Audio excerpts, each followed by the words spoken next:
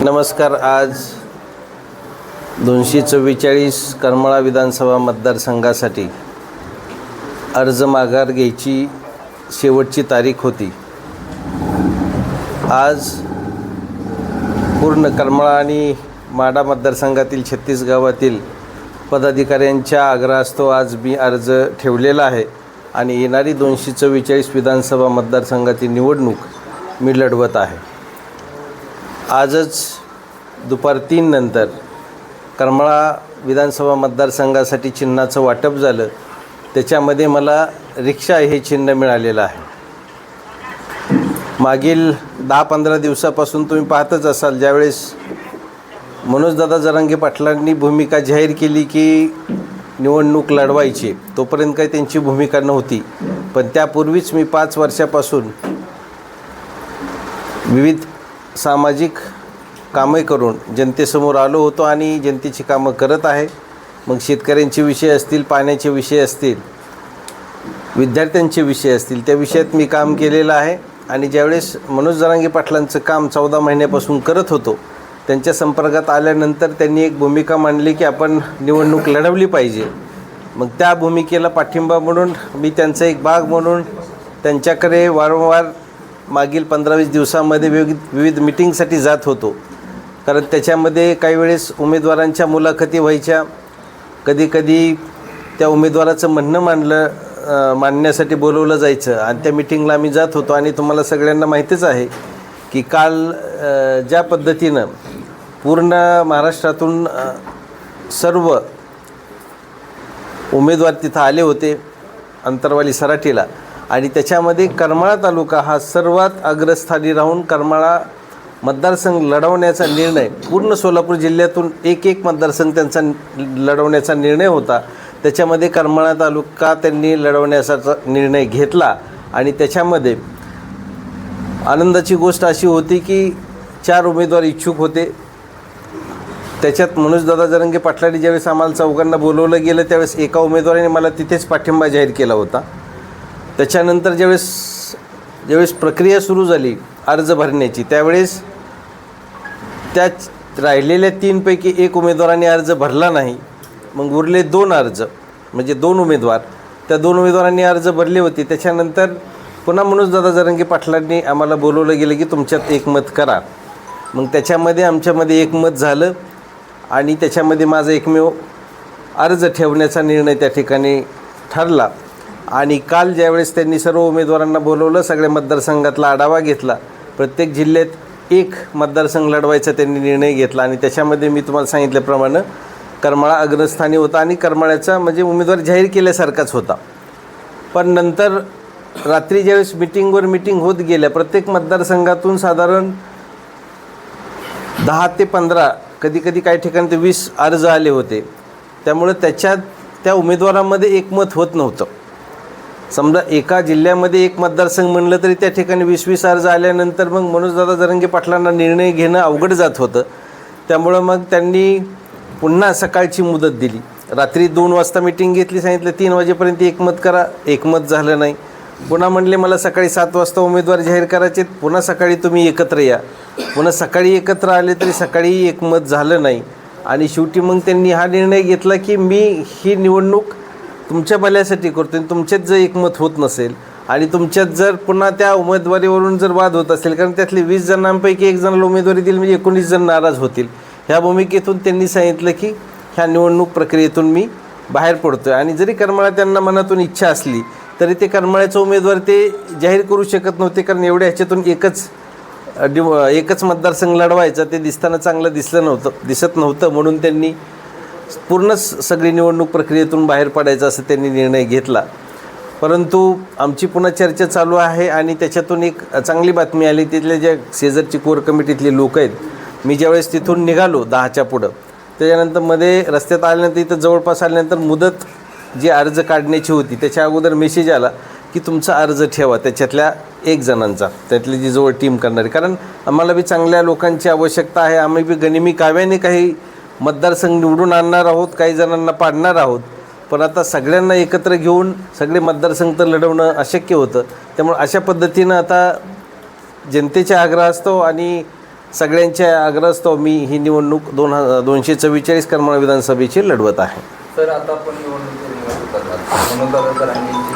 सभा ठेवण्याची किंवा काही नियोजन आहे? हां, आमचा प्रयत्न राहणार आहे की त्यांची सभा इथं ठेवण्याचा. आमचा तो संवाद चालू आहे. आता त्यांना किती वेळ मिळेल, किती ठिकाणी सभा घेणार आहेत त्याचं अजून ठरलेलं नाही. कारण पाडण्यासाठी कदाचित ते सभा घेऊ शकतात, सांगता येत नाही. कारण शेवटी आता त्यांना उमेदवार नाही आहेत, त्यामुळं निवडून आणायचा विषय काय त्यांच्या उमेदवाराचा राहणार नाही. पण आमचा तो प्रयत्न राहील त्यांच्याशी संवाद ठेवून की एक सभा करमाळा तालुक्यामध्ये ठेवण्याचा. हां, नाही, ते स्वतः सांगत नाहीत सगळ्या गोष्टी. त्यांच्याबरोबरची जी टीम आहे त्या टीममधले काही लोक काम करतात. त्यांना वाटलं बाबा उमेदवार कसा आहे काय, किंवा पार्श्वभूमी बघतात त्या उमेदवाराचं स्वतःचं किती मतदान आहे किंवा तो किती निवडून येऊ शकतो. मग त्यामुळे त्या माध्यमातून त्यांचे संपर्क त्या आसपासची जी टीममधले मेंबर्स आहेत त्यांच्या माध्यमातून ते झालेलं आहे. कुठल्या उमेदवारांनी पाठिंबा दिला? अजून तरी कुठल्या उमेदवारांनी पाठिंबा जाहीर नाही केलेला, परंतु फोनवरती संवाद चालू आहे. विविध संघटना पाठिंबा देत आहेत. पण म्हणलं प्रत्यक्षात त्यांचं पत्र आपल्या हातात आल्यानंतरच ते आपण तुम्हाला जाहीर करणं योग्य राहील. मध्ये मागच्या 10 दिवसापूर्वी ज्यावेळेस आम्ही मनोज जरांगे पाटलांकडे गेलो होतो त्यावेळेस माझ्याकडे 110 गावातल्या लोकांचा विविध आम्ही सह्याच्या माध्यमातून पाठिंबा आम्हाला दिला होता. शेतकरी संघटनेचा पण आपल्याला पाठिंबा त्यावेळेस पत्र मिळालं होतं. त्याचबरोबर मुस्लिम संघटनाचा पण आपल्याला पाठिंबा मिळाला होता. अशा पद्धतीने विविध संघटना आता एक समोर येतील आणि निश्चितच आम्हाला एक नवीन उमेदवार आणि नवीन चेहरा आणि एक शिकलेला उमेदवार म्हणून, सुशिक्षित उमेदवार म्हणून निश्चित जनता आणि हे विविध संघटना माझ्या पाठीशी राहतील अशी मला आशा आहे. राज्यात तिसरी आघाडी आहे आणि त्या पक्षांचा उमेदवार देखील या ठिकाणी जाहीर झालेला आहे. वगैरे काही चर्चा प्राथमिकता आता आमची चर्चा चालू आहे. आज त्याच्यातलेच एक घटक पक्ष आपले स्वाभिमानी शेतकरी संघटनेचे जिल्हाध्यक्ष उपस्थित आहेत. माढ्यातले काही पदाधिकारी उपस्थित आहेत, तालुका अध्यक्ष वगैरे. आपले इथले करमाळा तालुक्यातले स्वाभिमानी शेतकरी संघटनेचे उपस्थित आहेत. आम्ही त्यांच्या माध्यमातून, तुम्हाला माहिती आहे पहिल्यापासून स्वाभिमानी शेतकरी संघटनेचं आमचं एक वेगळं असं नातं आहे. आम्ही शेतकऱ्यांचे प्रश्न मग तालुक्यातले असतील किंवा माढा तालुक्यातले असतील सगळे प्रश्न सोडवण्यासाठी एकत्र आलेलो आहोत. आणि निश्चितच अशाप्रमाणे जी काही तिसरी आघाडी आहे, आमचे आपले जे स्वराज संघटनेचे जे अध्यक्ष आहेत त्यांच्याशी बी संवाद आमचा होतो आहे. आणि त्याचबरोबर बच्चू कडू जे आहेत आपले प्रहारचे, त्यांच्याशी बी निश्चितच आम्ही संपर्क करून त्यांचा बी पाठिंबा मिळवण्यासाठी आम्ही प्रयत्न करणार. अपक्ष म्हणून हां, नंतर जे पाठिंबा देतील ते आमच्याबरोबर एकत्र आम्ही काम करू.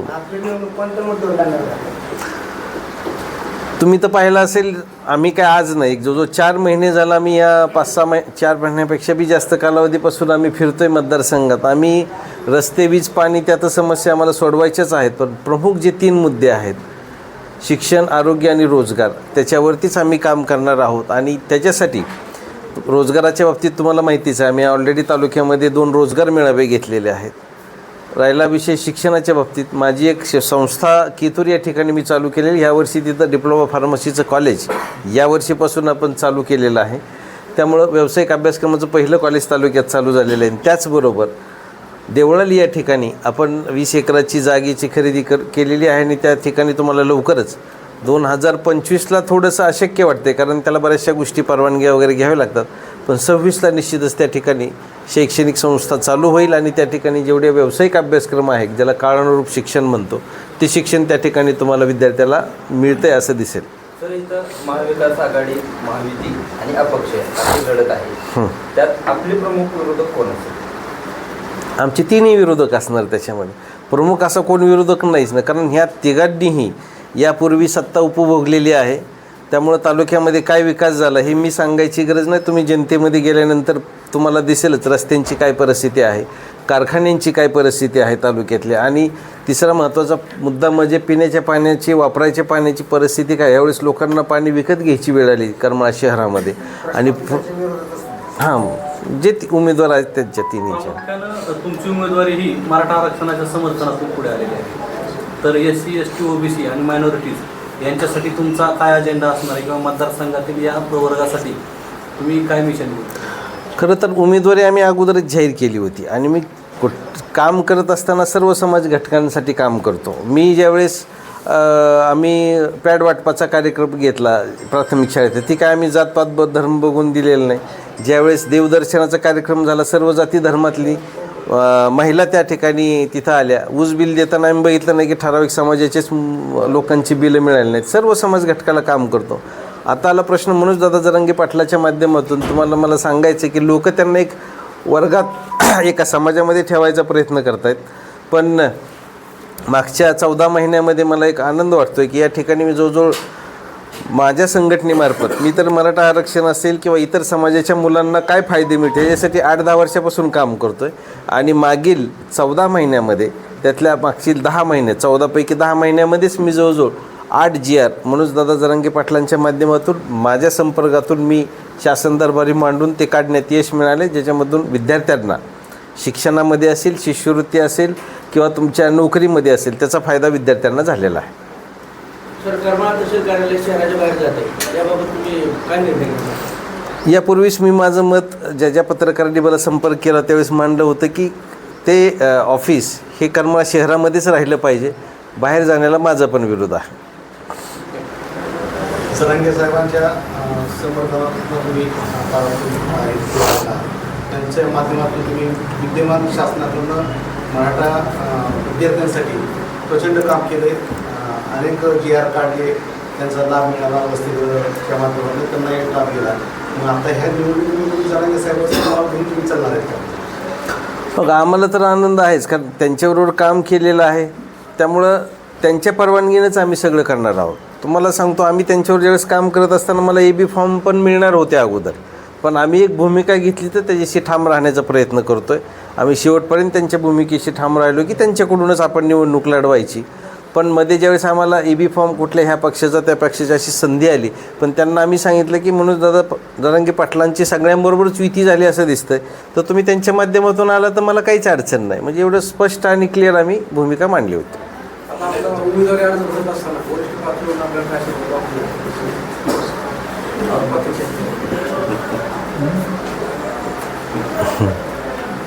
सर आपण राष्ट्रवादीकडून शरदचंद्र पवार यांच्या पक्षाकडून देखील उमेदवारीसाठी प्रयत्न करत आहोत. बरं, तिथेही तुम्ही मुलाखत दिली होती. आता त्याच्या तुमची बंडखोरी म्हणायचं काय काय हे पहा की त्याला बंडखोरी नाही म्हणता येणार. कारण माझं कसं होतं की ज्यावेळेस मी उभारणार आहे असं ठरलं त्यावेळेस अपक्ष म्हणूनच मी पुढं आलो होतो. ज्यावेळेस त्या पक्षाकडून संधी आली त्यावेळेस आपण एक प्रयत्न म्हणून आपण त्यांच्याकडे अप्रोच झालो. त्यांनी आपल्याला मुलाखतीला बोलवलं आणि त्या पद्धतीनं आपण नैसर्गिकरित्या मुलाखत दिली. ठाकरेंशी तुमचा संपर्क होता असं ते चर्चा होती. आता कसं आहे की इथले जे पदाधिकारी आहेत ठाकरे गटाचे त्यांची एक इच्छा होती की ही जागा ठाकरे गटाला मिळावी आणि त्याचे उमेदवार तुम्ही असावेत म्हणून त्या पद्धतीनं ते संपर्कात मुंबईचे असायचे. आमचे बी काही सहकारी त्यांच्याबरोबर संपर्कात असायचे पण ती जागा त्यांना मिळाली नाही असं झालं. सर असं बोललं जातं की तुम्ही उभं राहिल्यानंतर महाविकास आघाडीचे उमेदवार लोकांना तुम्ही शिवसेनेला याच्या माध्यमातून मदत करतात असं चर्चा आहे. कोणत्या शिवसेनेला? माहितीचे शिव प्रत्येक वेळेस आमच्यावर आरोप प्रत्यारोप झालेलेच आहेत. ज्यावेळेस आम्ही मकाईचं आंदोलन केलं त्यावेळेस आम्हाला म्हणायचे की तुम्ही संजय मामाच्या बाजूने आहात किंवा त्यांचं काम करताय असं म्हणत होते. शेवटी राजकारणामध्ये असे आरोप प्रत्यारोप होत असतात. कोण समोरचं महायुतीचं आहे का महाविकास आघाडीचं आहे हे सगळेच आपले विरोधक आहेत. सध्या तरी अपक्ष उमेदवार जे आहेत आमदार आहेत ते पण आमचे विरोधकच धरणार आम्ही. त्यामुळं आम्ही काय विकास या मुद्द्यावरतीच निवडणूक लढवतो आहे. आम्ही काय कुठल्याही प्रकारचं राजकारण टीका टिप्पणी करणार नाही. आमचा प्रयत्न राहील फक्त लोकांमध्ये जनजागृती करायचं की कुठली कामं झाली नाहीत जी व्हायला पाहिजे होती आणि आम्ही काय करणार आहेत ह्याच मुद्द्यावरती आम्ही पुढे जाणार आहोत.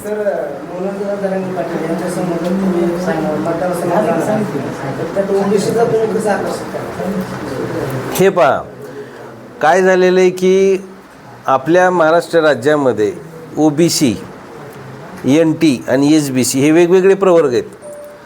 हे पुढारी लोक जनतेमध्ये संभ्रमावस्था पसरवत आहेत की NT OBC एकत्रच पकडत आहेत. आपल्या इथं NTसाठी वेगळं आरक्षण आहे महाराष्ट्र राज्यामध्ये नोकरीमध्ये शिक्षणामध्ये आणि OBCचं वेगळं आहे. मी OBCसाठी काय केलं तर जे कुठल्याही पुढाऱ्यांनी केलं नाही ते मी OBCसाठी काय केलं. पहिले उदाहरण सांगतो की जे 6 महिन्याची दाखल्याची मुदत होती जात पडताळणी प्रमाणपत्र ते केवळ माझ्यामुळेच झाले. कारण मी तुम्हाला प्रूफसहित दाखवतो. आपल्या इथं मराठा महासंघाचे आपले कोंडरे साहेब असतील, मनोजदादा जरंगे पाटील असतील, यांना वारंवार मी पत्रव्यवहार केला की महाराष्ट्र राज्यामध्ये जसं निवडणुकीसाठी 6 महिन्याची मुदत दिली जाते एखाद्या उमेदवाराला, मागासवर्गीय उमेदवाराला त्याचं जात पडताळणी प्रमाणपत्र सादर करायला, तसं शिक्षणामध्ये सुद्धा त्याला मिळावं, त्याचा प्रवेश रद्द होऊ नयेत म्हणून आम्ही वारंवार पाठपुरावा केला आणि त्याला यश आलं. ही कुठल्याही ओबीसीच्या नेत्याने काम केलं नाही, ती माझ्याकडून झालं. पुढचा एक महत्त्वाचा विषय तुम्ही विचारला म्हणून सांगतो. महाराष्ट्र राज्यामध्ये SC कॅटेगरीच्या मुलांना 1554 अभ्यासक्रमांना शिष्यवृत्ती दिली जात होती. त्या कामी आम्ही असं म्हणत होते की सदरची शिष्यवृत्ती ओबीसी आणि ओपनच्या बी मुलांना मिळावी. तर त्याच्यासाठी मी 7-8 वर्षापासून काम करत होतो आणि त्याला मला यश आलं. यावर्षी 14 जून 2024चा GR आहे बहुजन समाज कल्याण विभागाचा. त्याच्यामध्ये ते सर्व अभ्यासक्रम ओबीसी असतील, NT प्रवर्ग असतील, SBC असतील, ह्या सर्वांना त्या 1554चा लाभ मिळणार आहे. म्हणजे जवळजवळ 605 अभ्यासक्रम होते, त्याच्याविषयी 1554 म्हणजे जवळजवळ 950 अभ्यासक्रमांना मुलांना जास्तीची शिष्यवृत्ती मिळणार आहे. हा खूप मोठा GR आहे. म्हणजे ह्याचा फायदा प्रचंड प्रमाणात ओबीसीच्या सर्व मुलांना मिळणार आहे. अजून एक ओबीसीसाठी मी काय केलं ते सांगतो. महाराष्ट्र राज्यामध्ये वसतिगृह भत्ता हा खुल्या वर्गातील मुलांना मिळायचा, NTच्या मुलांना म्हणजे धनगर समाजाच्या मुलांना मिळायचा, SCच्या मुलांना मिळायचा, STच्या मुलांना मिळायचा. तो सरसकट सगळ्या ओबीसींना मिळावा म्हणून मी प्रयत्न करत होतो. त्याचा GR 13 डिसेंबर 2023 रोजी निघाला आणि त्याच्यामध्ये ओबीसीच्या मुलांना वसतिगृह भत्ता, जे व्यावसायिक अभ्यासक्रम आहेत इंजिनिअरिंग, फार्मसी, मेडिकल, त्या अभ्यासक्रमासाठी त्या मुलांना वसतिगृह भत्ता मिळणार आहे. ही मी ओबीसीच्या मुलांसाठी केलेला आहे. सर, लोकसभा निवडणुकीच्या वेळेस आपण दशरथ अण्णा कांबळे असतील किंवा आपले जे सर्वच घटक पक्ष असतील त्यांना सोबत घेऊन आपण एक सभा घेऊन दरेशील मोहिते पाटील महाविकास आघाडीचे उमेदवार त्यांना पाठिंबा दिला होता. आता सुद्धा महाविकास आघाडीचे या ठिकाणी उमेदवार उभा आहे, परंतु आपण अपक्ष म्हणून लढत आहात. याचा कुठेतरी महाविकास आघाडीच्या उमेदवाराला फटका बसेल का? कारण की आपण त्याच विचारधारेतून निवडणूक लढवत आहात. आम्ही काय केलं होतं की मागची जी लोकसभा निवडणूक होती त्याच्यामध्ये मनोजदादा जरांगे पाटलांची भूमिका होती की समोरचा उमेदवार पाडण्यासाठी कोणाला तरी पाठिंबा देणं गरजेचं होतं, कोणाला तरी निवडून आणणं गरजेचं होतं. मग ज्यांना आपण पाठिंबा देणार होतो किंवा निवडून आणू शकत होतो त्यांना आम्ही एकत्रित इंडिया आघाडी नावाखाली आम्ही एकत्रित आघाडी केली आणि त्या माध्यमातून आम्ही त्यांचं काम केलं आणि त्याचं तुम्हाला यश आलेलं दिसेलच. तुम्हाला दिसलं जसं मतदानाच्या रूपात. आता महाविकास आघाडीच्या उमेदवार आपण त्याच विचारधारेतून महाविकास आघाडीच्या उमेदवारांना पाठिंबा दिला होता. कसं आहे की आपल्या तालुक्यामध्ये विकास घडवून आणायचा असेल तर खासदारकीच्या इलेक्शनचा एवढा परिणाम आपल्या विकासावरती होत नाही. तालुका लेवलचा विकास करायचा असेल तर इथला लोकप्रतिनिधी चांगलाच पाहिजे, तो विकास तो तसा नसेल तर निश्चितच आपल्याला त्याच्या निवडणुकीमध्ये भाग घेऊनच आपण त्या प्रक्रियेत भाग घेऊनच ते विकास आपण करू शकतो.